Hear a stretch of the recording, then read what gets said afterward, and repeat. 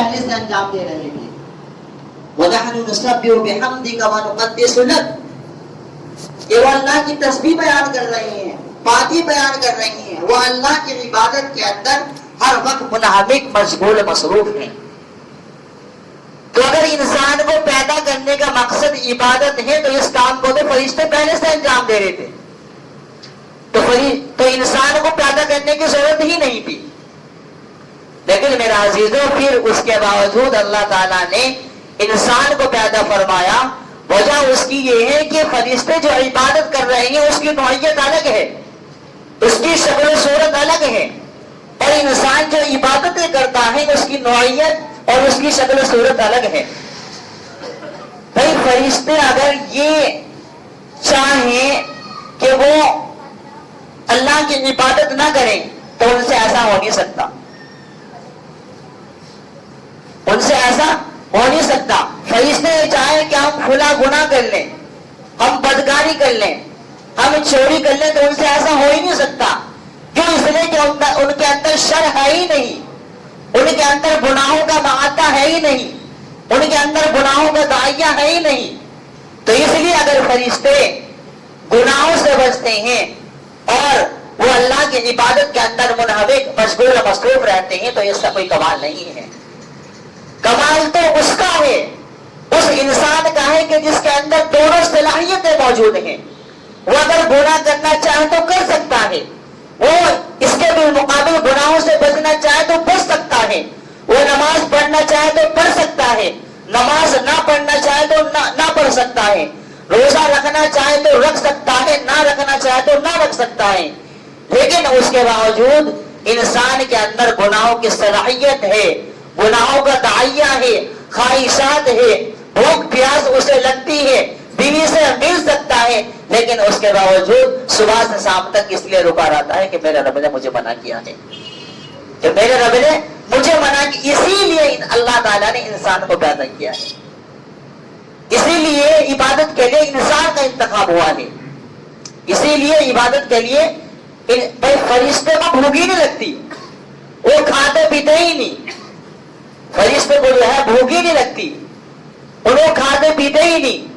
تو اس لیے اگر وہ یہ چاہیں کہ ہم نہ کھائیں نہ پیئیں تو اس میں کوئی بات تھوڑا ہی ہے، کوئی کمالیت تھوڑا ہی ہے، کوئی اکملیت تھوڑا ہی ہے. لیکن انسان کو بھوک بھی لگتی ہے، پیاس بھی لگتی ہے، وہ بیوی سے ملنے کے اوپر بھی قادر ہے، لیکن صرف اس لیے کہ میرا روزہ ہے اور میرے رب نے مجھے روزے کی حالت میں کھانے پینے اور بیوی سے ملنے سے منع کیا ہے تو وہ اس لیے رک رہا ہے. اس کے تمام اسباب اس کے سامنے مہیا ہیں. بھائی روزہ رکھ رہا ہے ایک باطنی چیز ہے. انسان تنہائی کے اندر پانی پینے کون دیکھ رہا ہے؟ انسان تنہائی کے اندر کھانا کھانے کون دیکھ رہا ہے؟ تنہائی کے اندر بیوی سے ملے تو کون دیکھ رہا ہے؟ لیکن اس کے باوجود گناہ کے تقاضے ہی ان کو پورا نہیں کر رہا ہے. صرف اللہ کی رضا کے لیے اور اللہ کی معرفت حاصل کرنے کے لیے اور اللہ کا خوف و خشیت اس کے اندر ہے، اس لیے وہ گناہوں سے بچ رہا ہے اور صبح سے لے کے شام تک وہ اپنے روزے کی تکمیل کرتا ہے. تو اس مقصد کے لیے اللہ تعالیٰ نے انسان کو پیدا فرمایا ہے. تو جب انسان کی تخلیق کا مقصد عبادت ہی ہے تو ہم 11 مہینے خوب کماتے ہیں، کھاتے ہیں، پیتے ہیں اور اپنی دنیا بنانے کی کوشش کرتے ہیں. تو 1 مہینہ ہم جو ہے آخرت کو بنانے میں لگائیں، آخرت کی تیاری میں لگائیں، اپنی اصلاح کی فکر میں لگائیں، اپنے ایمان کی اصلاح کی فکر میں لگائیں. اپنے ایمان کو کامل و مکمل کرنے کے لیے اس مہینے کو اللہ کی عبادت کے اندر ہمیں گزارنا ہے.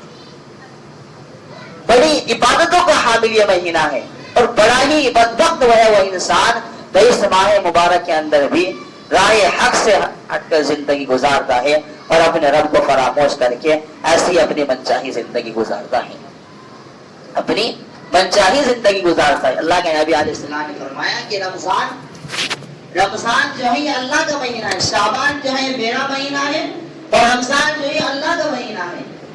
انسان گناہ کرتا ہے. دیکھیے رمضان جو ہے نا یہ ہمارے جسم کی سروس کرنے کے لیے آیا ہے. ہمارے جیسے کوئی مشین چلتی رہتی ہے، برابر چل رہی ہے، گاڑی چل رہی ہے تو اس میں مسلسل چلنے کی وجہ سے زنگ آ جاتا ہے، کوئی نٹ بولٹ ڈھیلے ہو جاتے ہیں اور اس میں کوئی تیل وغیرہ کی خرابی ہو جاتی ہے تو اس کی سروس کی جاتی ہے تاکہ اچھی چیزیں.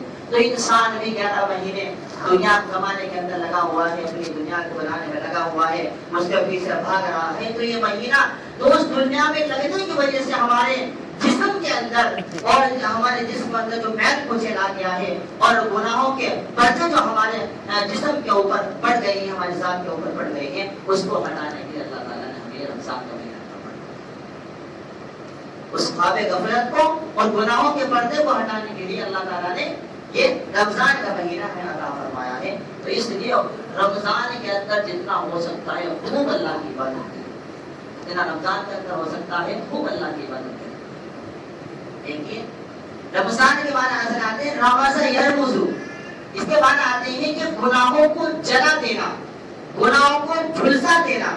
تو یہی وجہ ہے کہ اس مہینے کی برکت سے اور اس مہینے کی نسبت سے کہ ہم نے 11 مہینے جو گناہ کیے ہیں، اللہ تعالیٰ اس کو اس مہینے کی برکت سے نسبت سے اور ذریعے سے تمام گناہوں کو جلا دیتے ہیں، ان کو جھلسا دیتے ہیں. پھر ایک آخر میں رات آتی ہے، شاد رات آتی ہے، اس کو اللہ تعالیٰ ہماری مغفرت کے فیصلے فرما دیتے ہیں، ہماری مغفرت کے فیصلے فرما دیتے ہیں.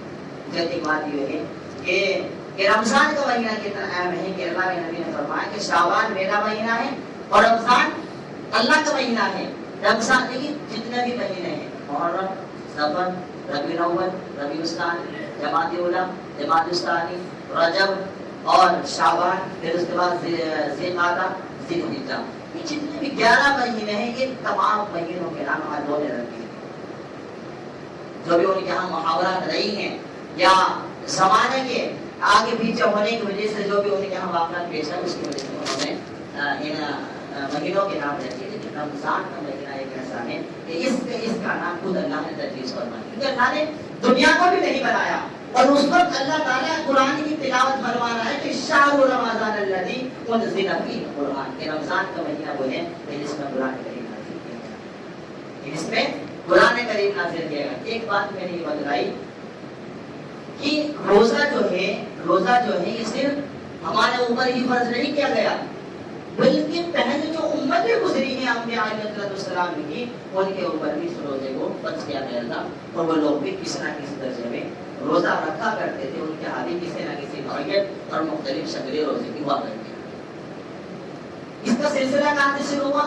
تو علامہ حقی رحمۃ اللہ علیہ نے اپنی کتاب کے اندر لکھا ہے، وہ بیان فرماتے ہیں کہ حضرت آدم علیہ السلام کی اولاد میں سے کوئی ایک تیسرا بادشاہ گزرا ہے. وہ تیسرا بادشاہ گزرا ہے، اس کے زمانے کے اندر جو ہے قحط پڑ گیا. قحط جب پڑ جاتا ہے تو کھانے پینے کی تنگی ہو جاتی ہے، کھانے پینے کیا ہو جاتی ہے، تنگی ہو جاتی ہے.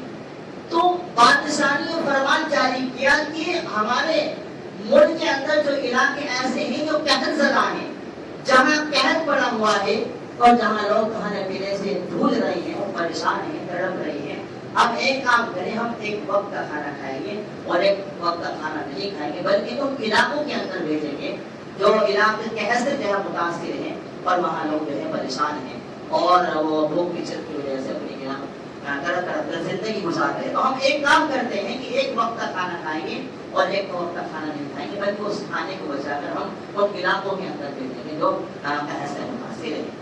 تو علامہ حقی رحمۃ اللہ علیہ فرماتے ہیں کہ اللہ تعالیٰ کو اس زمانے کی عوام کی، اس زمانے کے بندوں کی یاد پسند آئی اور اللہ تعالیٰ نے اس زمانے کے نبی پر یہ وحی کی کہ ہم آپ کے اس عمل کو عبادت قرار دیں گے، ہم آپ کے اس عمل کو عبادت قرار دیں گے. اس وقت یہ روزے کا سلسلہ کسی نہ کسی درجے میں چلا آ رہا ہے. تو بہرحال روزے کا مقصد یہ ہے کہ انسان گناہوں سے بچتے ہوئے اور نافرمانی سے بچتے ہوئے اللہ کی عبادت کے اندر وقت گزارے. اور صرف روزہ یہ نہیں ہے کہ بھئی آپ جو ہے بس کھانے پینے سے بچ گئے اور بیوی سے ملنے سے بچ گئے، اور بھی بہت ساری چیزیں ہیں جو ہمارے روزے کو متاثر کر دیں گی. اور بھی ایسی بہت ساری چیزیں ہیں کہ جو ہمارے روزے کی قبولیت سے مانے ہیں، جو ہمارے روزے کی قبولیت سے مانے ہیں. مثلا ہم روزہ تو رکھا ہے لیکن روزے کا مقصد جو ہے تو وہ تقویٰ حاصل ہونا چاہیے تھا، لیکن وہ تقویٰ حاصل نہیں ہو رہا ہے. مثلا انسان کو جھوٹ نہیں بولنا چاہیے، وہ جھوٹ بول رہا ہے. جیسے 11 مہینوں میں جھوٹ بول رہا تھا، اس مہینے میں بھی اس کے اوپر کوئی اثر لیکن اس مہینے میں ایسے ہی تسلسل کے ساتھ وہ جھوٹ بول رہا ہے. کوئی غیبت کا موقع آیا تو غیبت کرنے سے بھی نہیں جھک رہا ہے. کوئی غیبت کا موقع آیا غیبت کرنے سے بھی نہیں جھک رہا ہے. بد نگاہی کا موقع آیا تو بد نگاہی سے بھی نہیں بچ رہا ہے.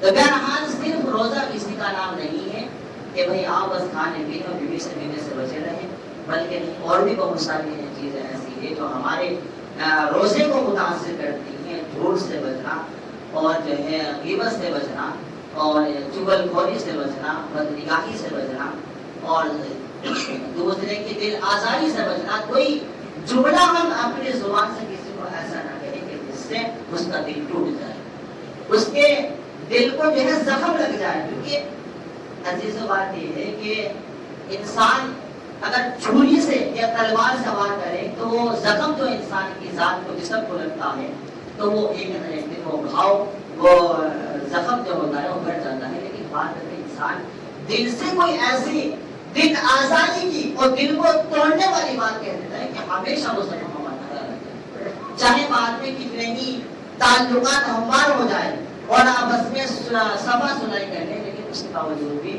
وہ بات دل کے اندر رہتی ہے، وہ دل سے نہیں نکلتی. تو اس لیے ہم ایسا کریں ہی نہ، ہم زبان سے کوئی ایسی چیز نکالے ہی نہیں، کوئی ایسا الفاظ دہرائے نہیں جو دوسرے کی دل آزادی کا سبب ہو، جو دوسرے کا دل ٹوٹنے کا سبب ہو. بس یہاں تک تو میری بات ہے. ایک بات میں یہ کہنا چاہتا ہوں، کہنا تو میں چاہ رہا تھا پچھلے ہفتے لیکن وقت زیادہ ہو گیا تھا، لیکن ابھی ہے 2 دن میں یہ کہنا چاہ رہا تھا کہ بھائی مسجد کے اندر نا کچی پیاز کھا کے آنے سے یا کچا لہسن کھا کے آنے سے منع کیا گیا. کیوں؟ اس لیے کہ اس کے اندر ایک قسم کی بدبو ہوتی ہے، اس میں ایک طرح کی ایسی مہک ہوتی ہے کہ جس سے انسان کو کراہت محسوس ہوتی ہے. اب برابر میں کوئی نماز پڑھ رہا ہے اور وہ کچی پیاز یا کچا لہسن کھا کے آئے گا تو وہ اس کا سارا خوشو ختم ہو جائے گا اور اس کے دماغ میں وہی کچا لہسن کچی پیاز رہے گی. تو ویسے تو ہم بہت ہوشیار ہیں، ہم کچے پیاز کھا کے نہیں آتے، ہم کچا لہسن کھا کے نہیں آتے، لیکن ایک گڑبڑی ہم کر دیں کہ جیسے روزہ کھلے گا نا، روزہ کھلے گا اور منگی سے ایک بیڑی لگا لے گا میرے منہ کے اندر. ٹھیک ہے نا؟ سوچے کہ مثلا کوئی ادھر سے آ رہا ہے نا پیدا کے ساتھ کہ بچے بلا مسجد نماز پڑھے تو وہیں سے بیڑی لگا لے گا. وہ بعد بات تو ایسے کہ نام ایسا نشہ ہو اس کے اندر، پتہ نہیں کیا اس کے اندر ملا ہوتا ہے کہ بغیر مطلب چائے کھانا جو ہے وہ چٹنی سے کھا کے آیا ہو، لیکن سگریٹ اسے جو ہے کھانے کے بعد گوڑ پھیلا کی ساری. اور بلکہ اس سے اوپر بھی اب تو پتہ نہیں زمانے کی ترقی کی وجہ سے اور بہترین سگریٹ آ رہی ہوں گی. تو بہرحال یہ ایک بڑا ہی مذموم عمل ہے، ایک برا عمل ہے. آپ نے برے دن روزہ رکھا، اللہ کو راضی کیا، اب تم گھر سے آئے اور بیڑی لگائے اور پھر اسے یہاں پھینکتے اور پھر وضو بنا کے مسجد میں شامل ہو گئے. اب کیا اس سے فرشتوں کو بھی تکلیف ہوتی ہے. اس سے کیا ہوتی ہے، مسجد میں جو فرشتے رہتے ہیں رحمت کے فرشتے جو ہماری حفاظت کے لیے مقرر رہتے ہیں، اس سے ان کو بھی تکلیف ہوتی ہے. تو خدانہ ایسا نہ کیجیے. بعد میں آپ نے دیکھتا ہے کہ وضو بنا رہی ہے تو بعض لوگ پی کے آتے ہیں بیڑی تو بڑی دماغ کو متاثر کرتی ہے، وضو کرنا بھی دشوار ہو جاتا ہے. تو خدا نے ایسا نہ کیجیے. آپ اللہ کے گھر میں آ رہی ہیں، مسجد جو ہے اللہ کا گھر ہے، یہ بادشاہوں کا گھر ہے، یہ حکم الحاکمین کا گھر ہے. انسان کسی پردھان منتری کے پاس جائے تو پتہ نہیں کتنا صاف ستھرا ہو کر جائے گا، پتہ نہیں کتنا سینڈ میٹ اور عطر کی بہترین سے بہترین خوشبو لگا کر جائے گا، تاکہ میرے آنے سے پردھان منتری کو یا وزیر اعظم کو، وزیر اعلیٰ کو یا وزیر داخلہ ہو کسی طرح کی پریشانی نہ ہو، تکلیف نہ ہو. وہ یہ نہ سمجھے کہ پتہ نہیں کے ساتھ ملا تو آج بھی ہر چیز کو خیال رکھتا ہے. تو یہاں بادشاہوں کے گھر کے اندر آ رہا ہے، کچھ حاکمین کے اندر گھر کے اندر آ رہا ہے، اس کی کوئی آگے نہیں ہمارے دلوں کے اندر. اس کی کوئی تو میں بڑی سخت ناراضگی کے ساتھ یہ بات کہہ رہا ہوں کہ جو لوگوں کا یہ عمل ہے، یہ طرز عمل ہے، خدا اس عمل کو چھوڑ دیں. اگر آپ کو پینی ہے زردے کا نام معاملہ ہے تو اپنا روزے کے بعد کیا نام نماز وغیرہ سفاری ہوتی ہے. اگر پینے میں ہے تو مسجد سے 1 گھنٹہ ایک گھنٹہ کا نام مسجد میں آنے کا وقت ہے، اس سے پہلے کا نام عملتوں میں اس کے مشورے دیتا ہے، علماء نے اس کے پینے کو بھی مقبول لکھا ہے. یہ سب کیا نام ایپ کی چیزیں ہیں، علماء نے اس میں پینے کو بھی کیا لکھا ہے، مقبول لکھا ہے. تو خدا اپنے آپ کو اس سے بچائیے اور جب روزہ افطار کر لیا پھر ایسی حرکت بازی نہ کریں کہ وہیں سے لگا لیں پھر مسجد کے بعد اسے پھینک دے وضو بنا مسجد میں شامل ہو گئے. ایسے عمل کی وجہ سے ہماری نمازیں ہمارے موقعوں پر مار دی جائے گی. اللہ کے یہاں کوئی قبولیت کے وعدے نہیں ہے، اللہ کے یہاں کوئی قبولیت کے وعدے نہیں ہے. تو اس لیے ایسا نہ کریں ہم رات پورے دن روزہ رکھتے ہیں، اللہ کو راضی کرنے کی کوشش کرتے ہیں، بیوی سے بچے رہے، کھانے پینے سے بچے رہے، جھوٹ سے بچے رہے، غیبت سے بچے رہے، چوری سے بچے، ہر چیز گناہوں سے بچے رہے، پھر ایک ایسی حرکت کر دی جسے ہم غلط بھی سمجھتے ہیں. تو کچا لہسن کچی پیاز ہی نہیں ہے، اس کے پیچھے بھی بہت ساری کا نام چیزیں لگی ہوئی ہے. جو بات